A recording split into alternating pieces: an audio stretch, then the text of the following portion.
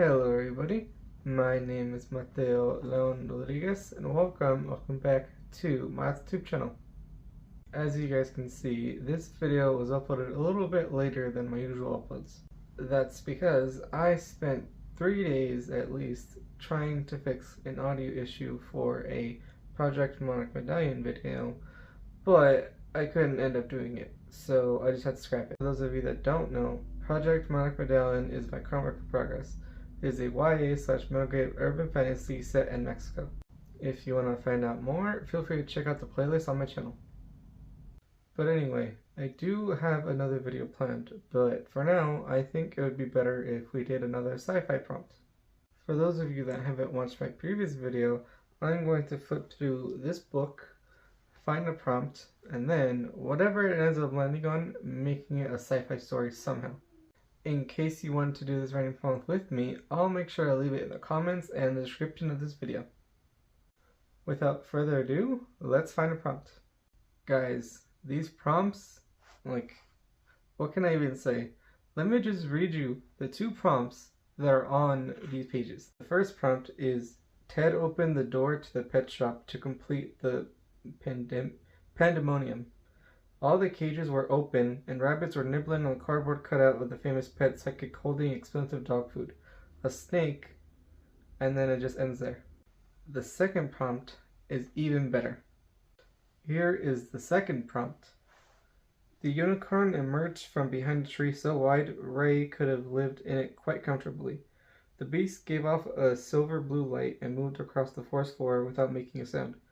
Ray had lived amongst these trees her whole life, but, and then that's also the end of the prompt.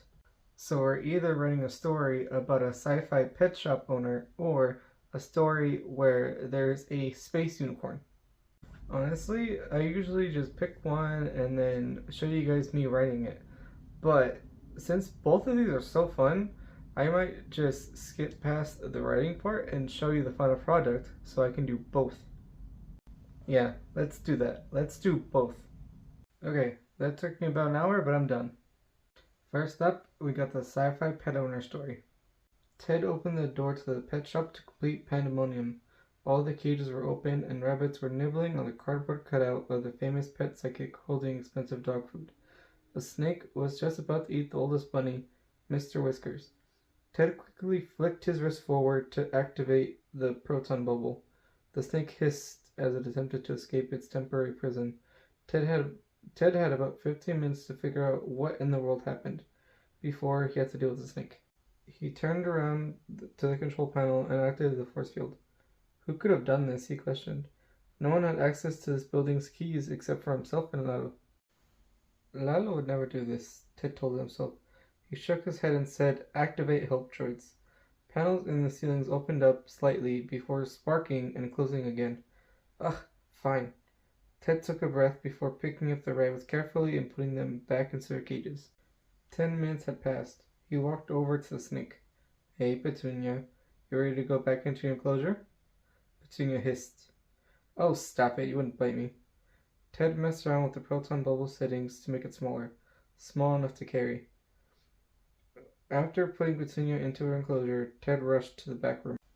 Luna quickly bounded over to him as soon as he got there. The great lunar shepherd would have completely knocked him over if he wasn't wearing his gravity boots. I know, but I have stuff to do. Luna barked and trotted behind him. Ted tried to step carefully around all the piss and shit. A few dogs huddled in the kennels despite the doors being open. Others barked at Ted and Luna as they walked by, though none of them tried attacking. That's when Ted saw the spray paint. I always get what I want. It was signed M. That bastard had taken solar flare. Okay, so that was the supernatural pet owner story. And honestly, this is kind of bad, because when I was writing the story, I just thought of all the ways that this story could connect to the last sci-fi story that I wrote. Both stories are kind of similar with the technology mentioned and also the fact that they both have space pets in them. So yeah, maybe this ends up being a series, I have no idea. Moving on to the space unicorn story. The unicorn emerged from behind a tree so wide Ray could have lived in it quite comfortably. The beast gave off a silver-blue light and moved across the forest floor without making a sound. Ray had lived amongst these trees her whole life, but she had no idea that unicorns were in the ziggurat system. They were so majestic. It hadn't spotted her yet. If she spooked the unicorn, it would probably impale her and carry her back into space.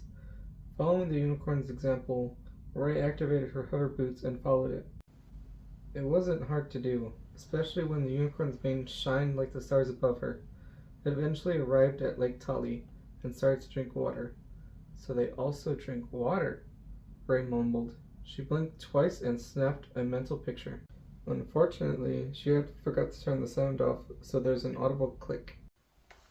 The unicorn stared at her before beginning to paw at the ground. Crap.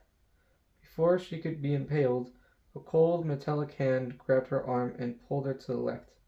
The unicorn charged and flew off before it hit a tree. Ray looked up at her brother's stern look. Hey, Clay. Don't hey, Clay me. What have I told you about running off? To not to, Ray admitted. But come on, it's so boring at home. You're not even there most of the time. You get to go off on adventures. They're not adventures, Ray. They're jobs.